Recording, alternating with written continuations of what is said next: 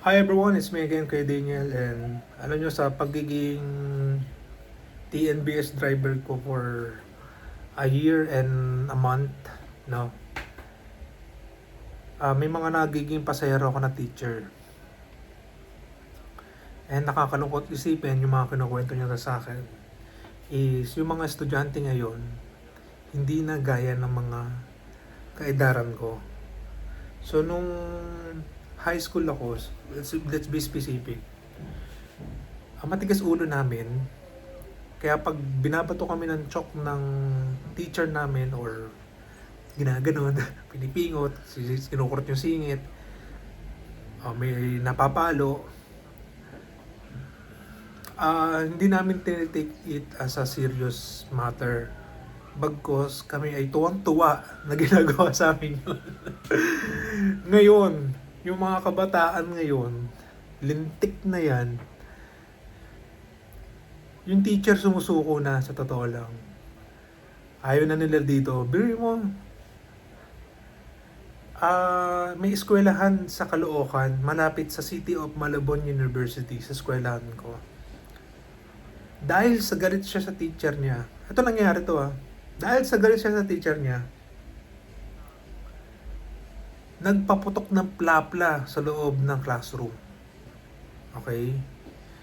Ngayon, hindi naman ma-sanction ng eskwelahan yung bata ng expulsion, pero dapat ng expulsion yun. Pinatawag na lang yung magulang. Tapos, nalaman ko na yung dahilan. Alam nyo, nung high school ako, admit ko ang pinapaputok lang namin, Piccolo. Siguro mga tatlo lang na Piccolo lang pinaputok ko sa loob ng eskwelahan. Yung isa sa loob ng classroom ko. Mabait lang yung teacher ko noon. Hindi ako ginaidance. Hindi ako ginaidance. Okay. So, ngayon yung mga estudyante ngayon, matitindi. May eskwelahan naman dyan sa Kulyat. Yung nabalitaan nyo na ng gano'n ng kaapuan yung estudyante dahil sa isang babae lang. Yung isang estudyante ngayon gusto magkaroon ng religious war doon kasi nga mga Muslim, if I'm not mistaken, di ba? So, ano pa bang case yan? Sa Mindanao ba yun? Yung namaril ng professor? Nako, professor ba yun? Teacher sa high school. Bahala na kayo. Basta yun. Gano'n na kalala. Pero nung high school naman ako, ito sabi ko, tinanong ko yung teacher ko. Nung 4th year ako, kay Ma'am Padilla. Okay, shout out. Meron kaming declamation sa classroom lang naman. Lahat kami required na maghanap ng declamation and prepare your props. Taas ako ng kamay, ma'am, kahit anong props pwedeng dalhin. Kasi sumasali ako sa mga declamation ng high school Pero doon ako na nanalo. Pero at least nagtatry. Diba? Sige, okay lang yun. Dala ka ng kahit ano. Meron akong dilang mahaba. Binalot ko ng dyaryo para di makita sa guard. Pero yun is for props. Hindi ko ginamit yun for harm other people.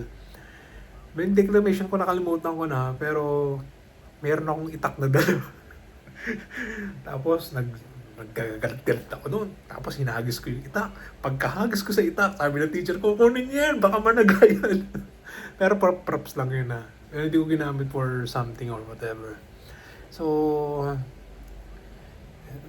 ano kaya pwede natin gawin para yung mga estudyante ngayon manumbalik sa pag-aaral lang at hindi matigas ang ulo.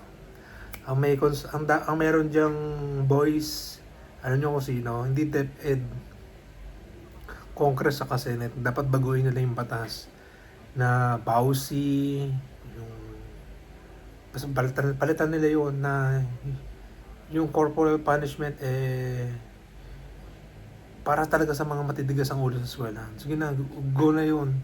Ako kung anak ko matigas ang ulo sa high school, sige, paluin yung kamay. Di ba? Para malaman niyang mali siya. Iba na kasi yung bata ngayon. Ang tatapang. Ang wild.